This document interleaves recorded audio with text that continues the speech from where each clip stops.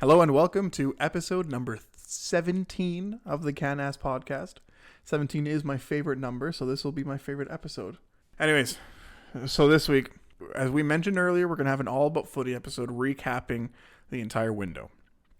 So I really don't want to talk much about soccer because the women aren't really doing much right now anyways. I mean, I think the domestic leagues are playing, but I really would like, just because the World Cup qualifiers is really the big thing in soccer right now. Right now, yeah. So I would like to, I think you and I agreed with this before the start. Yeah. So we're really not going to talk about that. Maybe the only thing I do want to mention is who was your man of the match last game? Let's just go with that. Just to, give him a nice little recap. Man of the match for the game against Honduras. Because by the time this releases, the U.S. game will be done. Yeah. For me, it'd probably be David. Jonathan David? Yeah, he had an unreal goal. Yeah. That pass, though, to him was exceptional. That was really cool, too. My man of the match, Milan Borjan. Him, too. The save to keep it 1-0, that's one of the biggest saves in the history of this country. Anyways. Okay, that's all we'll talk about soccer. You guys will have to just stay tuned to the All About Footy episode and just ensure, again, the U.S. game will be done by the time this is released, so really make sure you're watching the El Salvador game. Yes. Because there is a chance that Canada can mathematically clinch a spot in the World Cup. And that'll be pretty sweet, actually. They can mathematically clinch since the 80s. 86 or something? 86, I think what it was. Yeah, you're absolutely right. So there is a chance. It There's all a depends on chance. how the States go. So this comment might sound super stupid if we end up losing to the States, but that's all I'll talk about soccer. Let's go into tennis now. So tennis, the Australian Open is on, and we mentioned that we had two of our men in the quarterfinals, and these two men played against Rafael Nadal, who is widely regarded as one of, if not the greatest tennis player of all time. He is currently in a tie for first place with Roger Federer for most ever Grand Slams won by a single male. Mm-hmm. In singles, sorry, I should clarify that. That could change at the moment of this recording because Rafael Nadal, spoiler alert, beat Denis Shapovalov in a 5-set thriller. That was an unbelievable match. Yeah. Shapo was super pissed off because he thought that Rafa was getting preferential treatment with his injury or his timeouts and all that kind of stuff. And there's a form of gamesmanship that the greatest player on the history of this earth gets to use. Him and Federer will probably get to be able to use it. So, but the game was outstanding, man. I saw the highlights. Shapo was just unreal. If Shapo plays the way he played against Rafa, Shapo can be a top 3 player in the world. There's no question. And this was probably their best tournament they've played in a while. And now, so moving on to Felix Auger-Aliassime. He ended up playing against the number 2 seed, Daniil Medvedev. And Medvedev, for me, is the best player in the world right now. Just the way he's playing. Regardless, the matches were outstanding. Super sad that they both ended up losing. But they both lost to, incredible tennis players, so... Yeah. Yeah, you can't really get upset. And they played really well. Really well. And then these Medvedev and Nadal both steamrolled their semifinal opponents. 4 sets, but it's still a steamroll. It wasn't as close as the score would have said, really. Yeah. So the fact that the Canadians took them to 5, that's a pretty big deal. Both of them have gone up the standings, if I'm not mistaken. As long as they both stay healthy throughout the season, I do think that your prediction of one of them winning, that could come true. I think their best chance was the Australian Open. This is both their surfaces that work best. Shapo can probably do well in clay at Roland Garros, and both of them should be able to do well at the U.S. Open. And I think Felix his game is more revolved around grass and Wimbledon. I think Felix can do a good job in Wimbledon, but we'll see. I've actually never played on a grass court. So. Neither have I. Apparently it's really fast though, really, really, really fast. And I think Felix just has the strength in being able to position the balls really well and just make it difficult on the opponent to return. So apparently, the grass is tough and hardwood. There was supposedly some hardwood courts that they used to have back in the day. Hardwood? And carpet. Carpet? Yeah. What? I know, isn't that insane? They don't play in any of those tournaments anymore. No, but that's but hardwood crazy, isn't that nuts? That's crazy. Could you imagine falling and sliding on that? Oh god, that would be so painful. Yeah. That would be so painful. I mean, the same news as we had before with the women. They got eliminated both in the first round. Just unfortunate showings. It's not like they just didn't play that well. And I mean, listen, the best Canadian, I don't think it's a question. It's Bianca Andreescu. Like, she's really good, but she's always injured. So I don't know. They need to figure something out to get her not injured all the time, and then maybe we'll be able to have a woman that competes again. But Bianca is the best Canadian that we have on the women's side. On the women's side, okay. Yeah. On the men, Dennis and Felix are legitimate top 10 players now, in my opinion. I think both of them will win at least one title this year. I can see that. Not a Grand Slam, I don't think, but both like, of them, but I think each one of them will at least win one title, maybe even a Masters 1000 event. And for those who don't know what a Masters 1000 event is, like the Grand Slams or the 2000, those are the big ones. Masters 1000s, most of the top players in the world go to that one and play. Mm-hmm. Then you have like the 500 level ones, which is like not a huge tournament, but some big names still go there. And then the 250 ones, like your top seed is in like the, maybe if you're lucky, top 15 world rankings. Okay. You know what I mean? Like, yeah, because I've like before, like back in the day, like I've seen like random like tennis tournaments, but they would like seed like someone number one, but it's not Federer or Nadal or Djokovic or whatever. So, yeah. Tournament seedings go with like how the world rankings are. So let's say none of the top 20 are in the tournament. Your 21st seed would be the first seed. Oh, okay. Right? And then it's just going from there. It's the world rankings, and then it depends. Some tournaments have only 8 seeds, some have 16, some have 32. Oh, okay. I right? see what you mean. Yeah. Okay, cool. Yeah. So, what else was I going to say? I think that's all for tennis, man. Like, Australian Open is now, and then we have another one coming up soon, I think. So, it'll be interesting to see. I think, Canada, one of the Canadians will be able to win it. A tournament this year. Tournament, yeah. And I really laughed at you when you made the bold prediction of one of Chapo and Felix winning. But if they played like they did now, they can win it. They definitely have the talent to do that. And I think losing in a 5-set match like that to a big powerhouse, they realize, oh man, I came out winning. Like I could have easily finished this off. I should have. It's only beneficial in my opinion. I think it only helps. Oh, definitely. This is definitely an immense learning experience for them, and they'll definitely be better from it. So, yeah. Moving on to golf, maybe really quick. Yep. We talked about about the women's tournament, the men's tournament last week. Brooke Henderson ended up finishing second, which is a fantastic result. I think there was a woman that came up from behind her. You just had a much better round than Brooke, but yeah, finishing second is not a bad result. And that was the first LPGA tournament of the year, if I'm not mistaken. The Tournament of Champions is usually what starts off the calendar year for the golf tour events and whatnot. And then there's there's 2 big tournaments happening right now in golf as well. The Abu Dhabi the second Abu Dhabi Dubai tournament, where not many Canadians are, and then there's one in the States here where a lot of Canadian Farmers Insurance Open. Where a lot of Canadians are competing. It was weird. It's usually the golf tournaments start Thursday and end, what is it called? Start Thursday and Sunday. Yes, thank you. But this one started Wednesday and ended Friday or Saturday. What?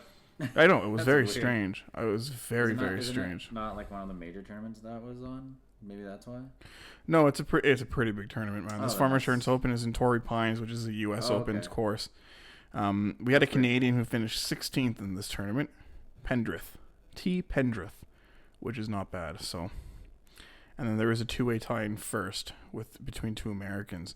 Taylor Pendrith. Yeah. Cool. I think he's pretty new to the tour, if I'm not mistaken. And then we have Brooke Henderson also played in the tournament this week in the Graham-Bridge LPGA Championship, and she's tied for 10th at -3. First place is -11th. Now, I'm not entirely sure if this one is finishes on Saturday or Sunday, but what I do know is that Brooke is tied for 10th right now. And even if there is one more round to go, it's going to be a little bit tougher to come back. But nothing's impossible. Brooke Henderson is a top golfer in the world right now, especially in the female. Yep. Anything can happen. You just have to have one really good round. Right. But I find they play in a lot of in the really tough golf courses. Like Torrey Pines is a tough course, man. Like my dad and I actually played it in virtual golf, obviously. Okay. But it's a long course for for the like professionals, it's not long at all because they can shoot at like 2,000 yards all the time. But it's nice to see that Canadians are actually competing in golf. I'm very happy to finally see that. You know, like we mentioned in the last episode, Mike Weir, heck of a golfer. Like he was very consistent. That's what was his biggest thing. He was unbelievably consistent, and there was not many people that were better than him with his iron play. Yeah. Which, in some courses, you definitely need to be able to do well with the iron. So, yeah, I mean, anything else you want to talk about golf? Really? Like, I don't think there's much about golf, eh? No, not really. Okay. Just being Brooke, and that's it. Yeah. So, anyways. All right, so moving on to basketball, I guess. At the moment of recording, we're actually watching the end of the Raptors game. So I guess we'll be able to give you maybe we're not going to include this game because it's 7 minutes long, I don't think. Or there's like 15 minutes probably of actual time left in the game, so I don't see us being able to talk much about it. But anyways, like the Raptors, they had some pretty big opposition this week, did they not? I know I saw them lose a game. Yeah. I also saw them win. I think they went like 2-1, I think.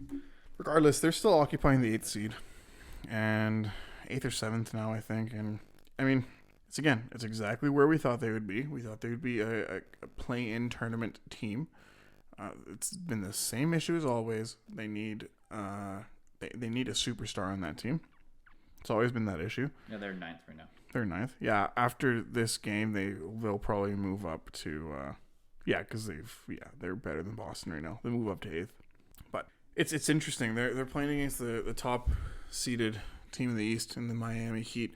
They're competing against these big teams, man, and even like playing them away, in their away courts, I guess, the away arenas. They beat the Bulls the other day too. They've beat Cleveland. They've beat Milwaukee. They've beat Brooklyn. They've beat all the top teams.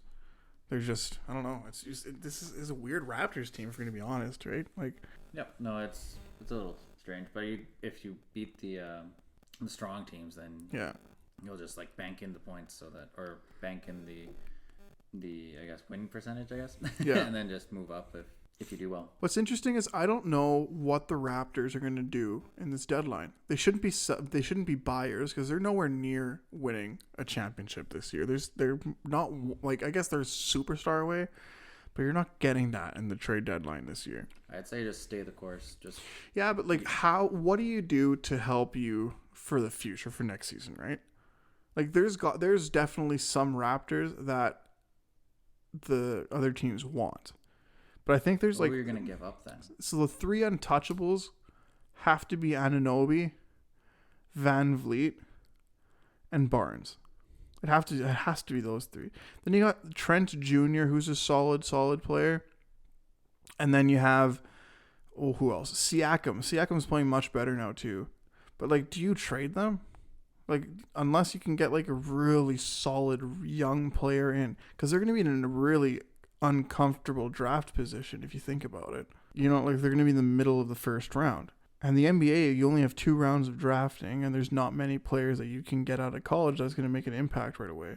Well, looking at the Raptors right now, they're still going to be in the middle of the pack anyway, so yeah, exactly. Doesn't really hurt to just stay the course. If you make the playoffs, perfect. You make the playoffs. If not, you're where you're supposed to be, and then you kind of just develop all your young players, and then I guess next year if you start playing well by the trade deadline, then you can probably go and buy, but not right away kind of thing. That's a good point. I guess middle of the pack teams, I think, what do you think is harder, being a GM of a really, really good team, a middle of the pack team, or a horrific team? What do you think is harder? Because for me, I'll be honest, I think the hardest one is to be the GM of a middle of a pack team. Yeah, because you're good, but you're not great or not even bad. So you're kind of you want to keep the players because then you're good, but then it's kind of hard to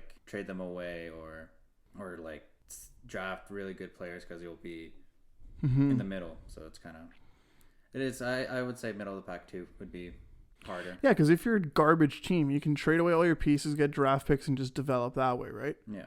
And then if you're a good team, trade away your draft picks and your prospects. And you're still a good team. And just get better that way, and you become an exceptional team. middle of the pack, it's like, I mean, everybody wants to win eventually, right? Everybody wants to win the championship, and like that's the end goal is always that. And everybody goes into the season hoping to win and all that, right? But it's I don't know. I'm interested to see what the Raptors do because I think this team can be built through free agency, getting a couple of big pieces, and then trading away some young pieces that to get a more developed star. Because I don't know, getting a superstar is much harder to do now than to trade for. Mm-hmm. Anyways. And then other Canadians in the league, I think let's just talk just about Andrew Wiggins this week and the Golden State Warriors. The Golden State and Phoenix Suns have been battling with the first seed of the West and actually of the entire NBA. And truthfully, Phoenix is just completely out. Like just ran away with it right now. They're, I think, 4 games up on the Golden State Warriors right now. Last I checked, 3.5. So they're pretty much running away with it. I mean, they were down, and that's an elite team. So I've said it multiple times. The winner of the championship this year is going to be one of Golden State or Phoenix. Like for me, there's no one else, and it's not even close, to be honest. Like those are deep teams from top to bottom.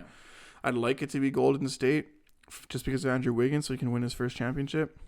But that also being said, I'd really love to see Chris Paul win it. I think he's an underrated leader in this league, and he's made teams. Every team that he's been on he has turned from good to elite, every single one, and even from bad to good. OKC, when he was with them for that year, he was part of he was just thrown in as part of a package for whoever it was, and he ended up making the team better than whoever he was traded for. Oh yeah, who was it? Or was Russell Westbrook? Russell Westbrook. Yeah, because he went to the Houston Rockets. Mm-hmm. That was the trade that they did. Yeah, I don't doubt it. Westbrook is just completely overrated. But he's not Canadian, so doesn't matter. Screw him. All right. So from basketball to... We're not going to talk about football. There's no Canadians left in there. We're not going to talk about baseball because nothing's happened. Actually, the only thing that's happened is it's actually gone further away from the from the season actually starting. Actually, the league and the players are not getting along at all.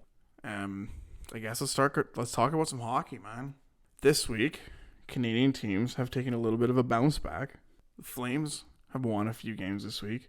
I hardly ever cheer for the Flames, but Justin Falk made a comment in a press conference. He's like, how the heck does anybody want to play in Canada? Obviously, I hate Canada. I'm not excited to go.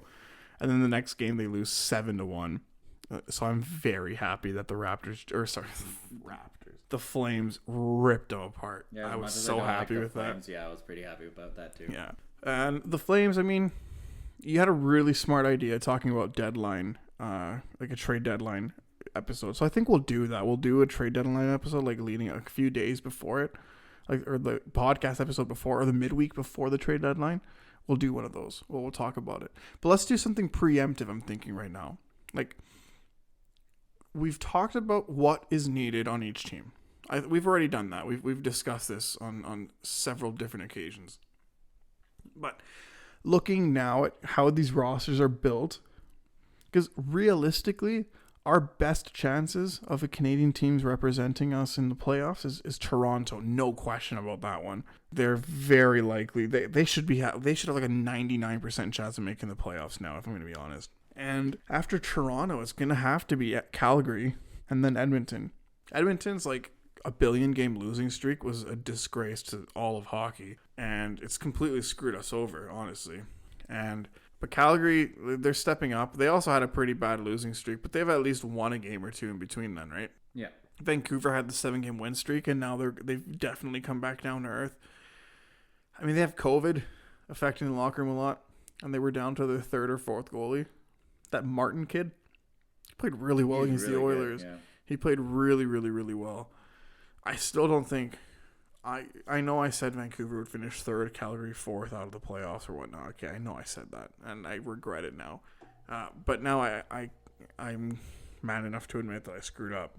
That Vancouver team, that defense is that defense is just way too weak. I think they have 2 NHL defensemen on that defense. The other 4 are like maybe number 7 defensemen or like perennial AHL defensemen. Like they have nothing to help. There's no puck moving back there. There's nothing that they can, except for Quinn Hughes. He's the only good defenseman they have. The forward group is quite elite, to be honest with you. Except for the fourth line, it's probably not the greatest. They're a bunch of no names that I don't really know much about. But then, like, you look at the difference between like Vancouver and Calgary. Let's say Calgary's got, I think they have less superstars than Vancouver. I think Elias Pettersson and Quinn Hughes are two genuine superstars in this league, and I don't think any Calgary Flame is better than them.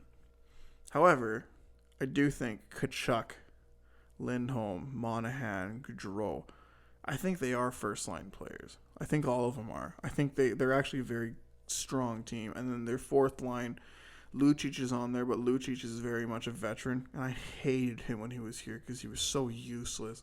And he's still not a good hockey player. But I think he adds a form of leadership to that team that really makes him good. And of all the teams in Western Canada, at least, I think the Markstrom-Vladar combo is the best that there is.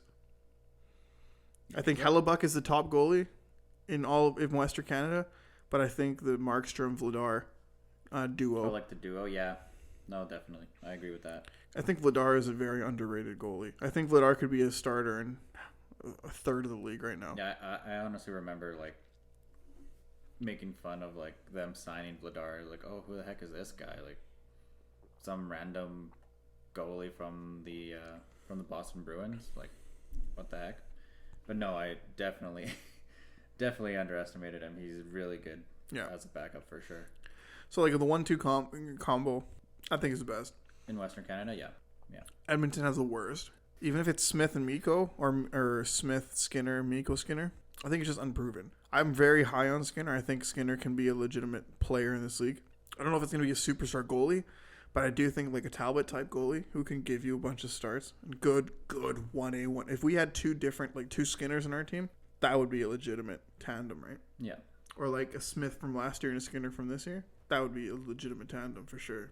But, I mean, we can't count on having a Smith from last year, unfortunately, all of his injuries. But, yeah, like, the goaltending tandems, I think Edmonton's last. But now we look at our forward group with the addition of Evander Kane alone. I think Edmonton has one of the top 5 forward groups, top to bottom in the league right now.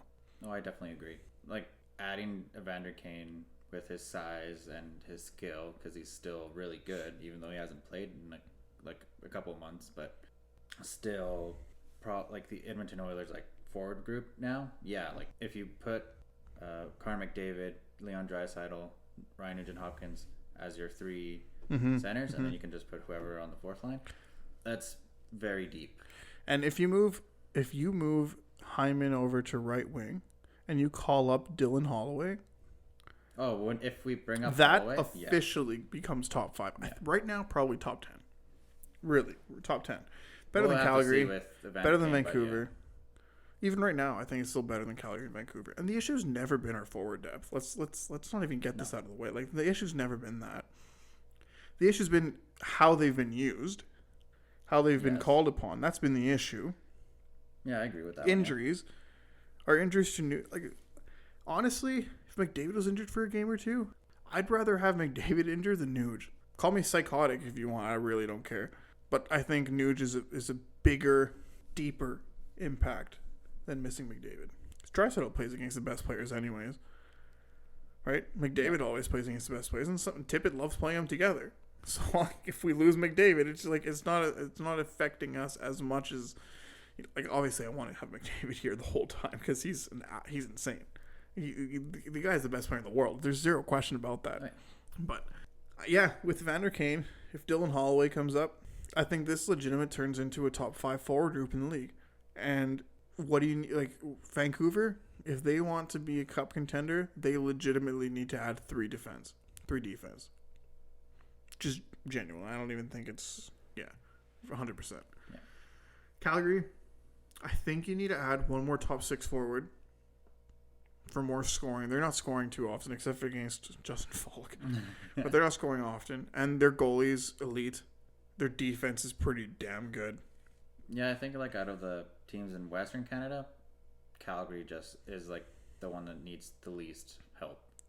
They just need a little bit more like offense with like maybe one more top 6 forward, like you said. But they have a lot of stars. They don't have a single superstar in that team, in my opinion, though. They have a lot of stars though, and isn't that the same issue that we've been seeing with like Vegas, for example? Vegas is a deeper team than Calgary, but Vegas for the longest time didn't have a legitimate full-on superstar on that team, and they kept on losing. They just kept on losing because they just couldn't score in the biggest times, in the biggest moments. But I think that's the issue with Calgary. Toronto's going to keep on just doing what Toronto does. Did you see All or Nothing on Prime yet? No, not yet. I still have to. I know, but not yet. You have to. It's so good. You see all that Dubas did and all that stuff. So, and honestly, like I can see Toronto just staying put, not really like adding much. Maybe I would say a defenseman, like a depth defenseman, but I can see them just staying put, like because they have Jack Campbell and they have Peter Mrazek, so that two are still pretty good. You know what they need to add? They need to add a veteran in that team. But they have like Spezza, Simmons. It wasn't good enough last year in the playoffs. Like, listen, until this team wins in the first round of the playoffs, you can't ever expect them to win ever. I'm so like you can't. Like, they need to add veteran. They need to add one or two veterans in that lineup who've won. People who know what it takes to win in the playoffs. People who can like motivate the guys there. I don't know what it's like in that dressing room. What I saw in All or Nothing, it was very evident that it was the players' fault. It wasn't coaching. It wasn't Dubas did everything he could to make that team better. And he was basically like win now mode. Since he started, I guess. It is 1,000% on the players. There's zero question about that in my mind. And that is an elite group of players. Elite group of players. So we'll have to see how they do and all that. But like truthfully, at the end of the day, Toronto is gonna probably try to go for a third liner who's won a cup. In I don't know if it's recent history, but you know what would be ideal for them? Dustin Brown. Yeah, that'd be pretty cool to add because he's still pretty good, and yeah, he has the pedigree of like winning a cup, and he's definitely like in Toronto would be definitely good third line forward. Yeah, right? Yeah, Dustin Brown. I mean, Anze Kopitar would be really the ideal guy, like a third line center, but Anze Kopitar is not a third line center right now. Let's be honest. He's expensive too, so. Yeah. I don't think they have, like 10 mil? I think he is. He's expensive, yeah. So. Do you think they need to add defense? Like a number one defender? Probably not number one, but maybe like round out the defense. Like maybe second pairing or maybe even just a third pairing. Because their defense is still decent. It's still pretty good. It's just... I honestly, I would say either a third line forward or just a depth defenseman. I don't think they really need too much to add. Yeah, I would agree.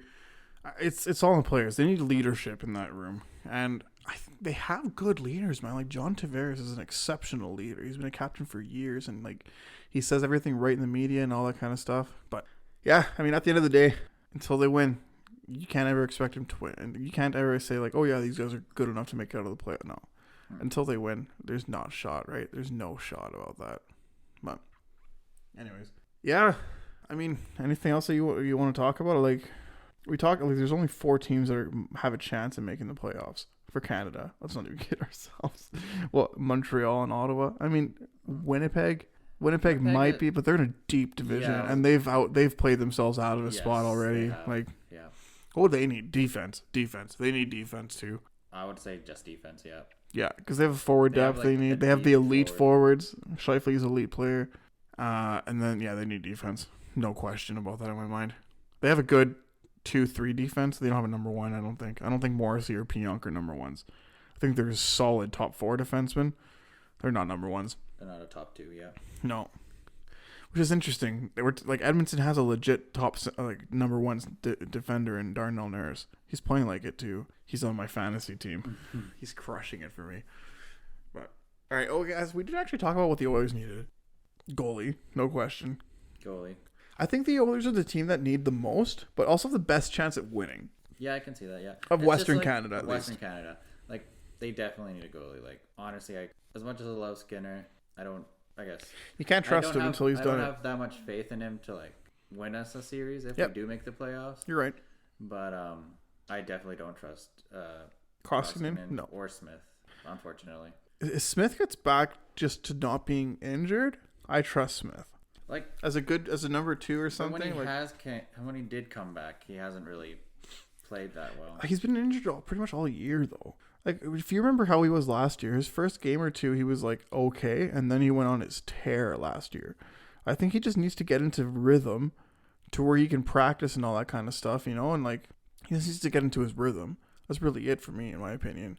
I'm not saying Smith is a superstar goalie, but like Smith was not the reason we lost in the playoffs last year. And that issue has been addressed. Like, he's a good playoff goalie, I guess, but we just need to get in there first. And I still say we do need a very good goalie. Yeah. Someone like some names that were like going around, like Holtby, you're saying? Is good, I guess. Like, better than Koskinen, I guess. I'm better than Koskinen, dude. Like, I mean, Koskinen's played okay the last 3 games, I guess, but he's just so inconsistent that I don't trust him with anything, man. I wouldn't even trust him to save a beach ball in a big game. And I've heard Toronto may be shopping around Mrazek, so Mrazek would be pretty decent if we are able to get him somehow. But yeah, but honestly, for me, none of these goalies are actually, none of the guys that you mentioned are actually better than what Smith was last year. And yeah, it's last year and it's different from this year. But like, they don't get injured as easily as. That's true, but like, hopefully Smith comes back, and I guess we'll see how he does before the trade deadline. I still think Smith. I still think Koskinen gets traded. Smith plays, and then we get a goalie to back Smith or to work with Smith as 1A 1B thing and send Skinner to the minors.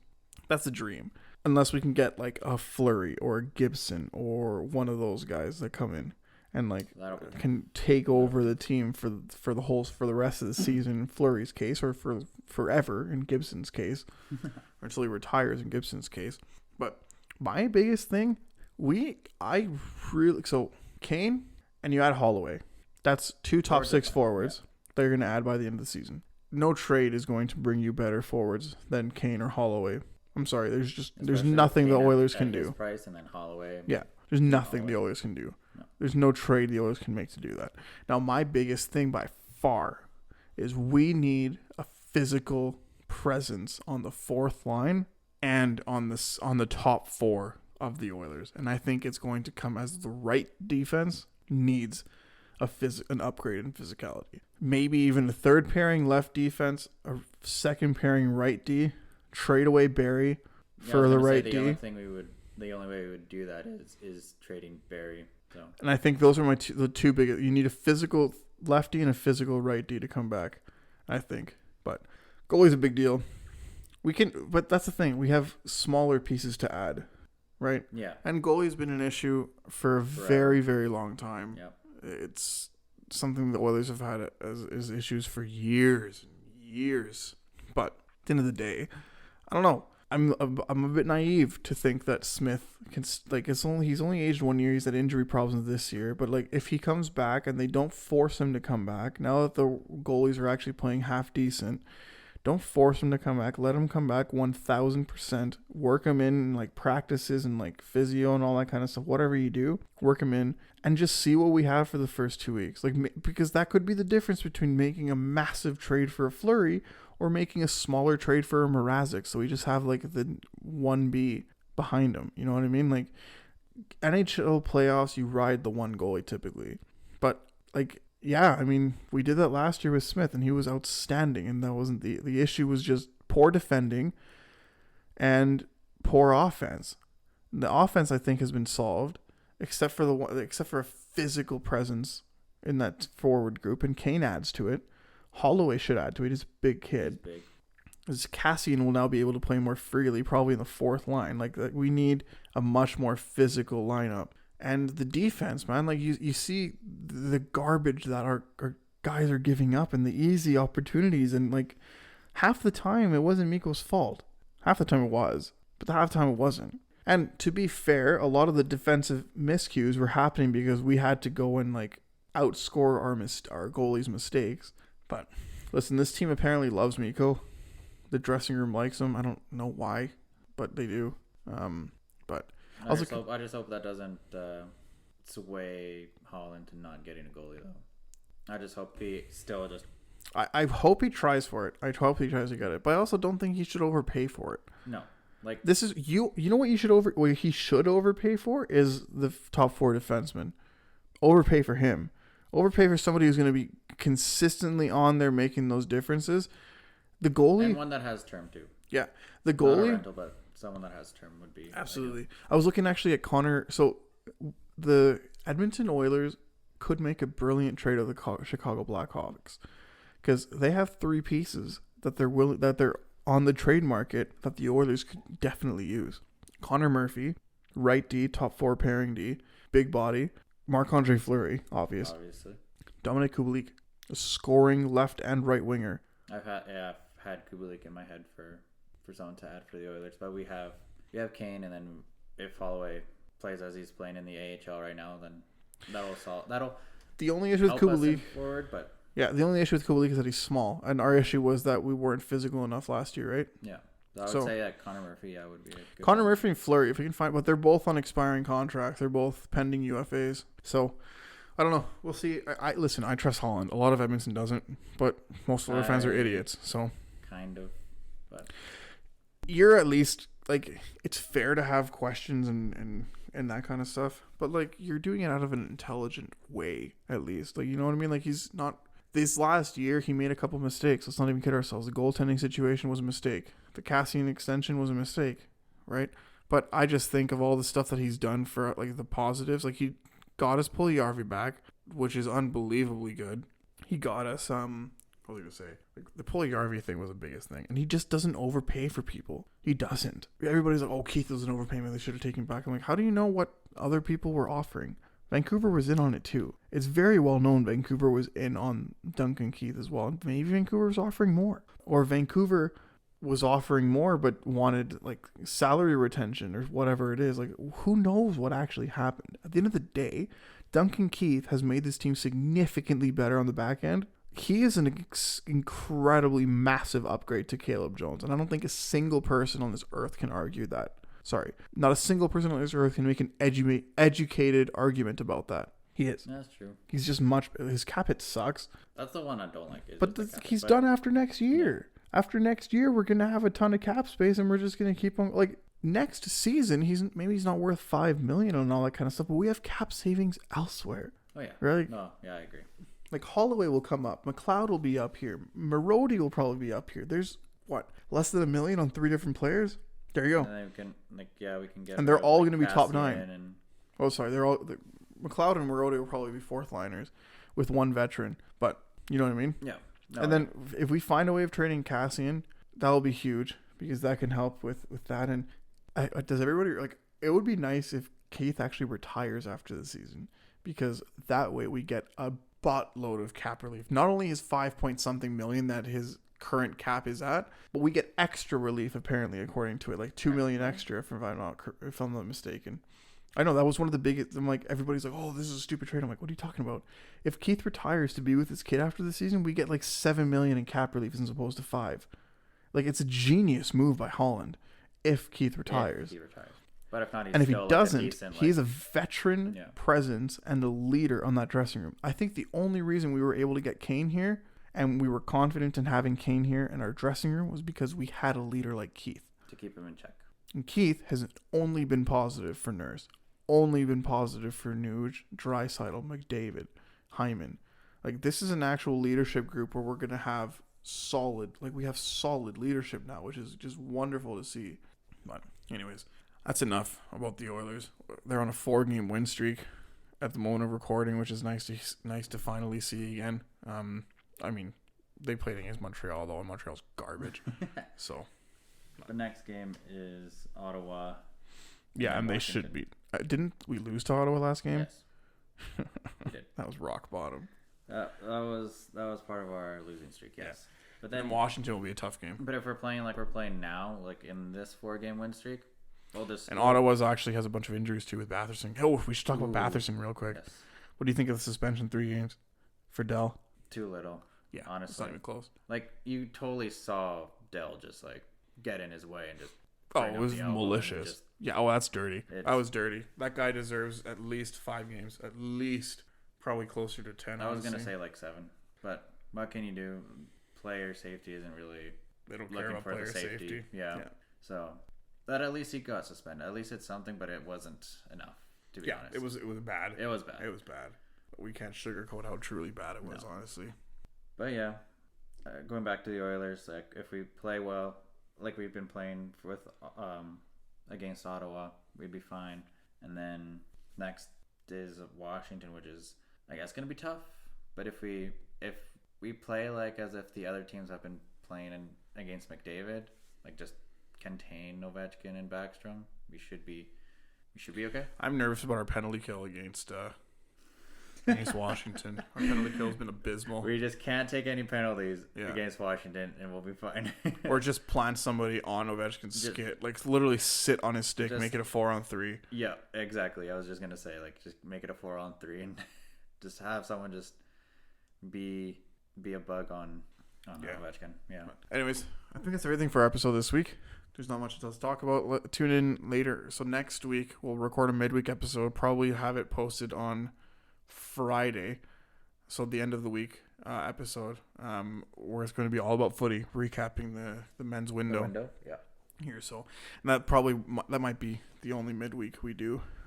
Yeah. So, yeah, tune in later on this week, I guess, for our midweek episode, and we look forward to seeing you all. Thank you very much for tuning in to my favorite number of episodes, number 17, and we'll see you later on next week.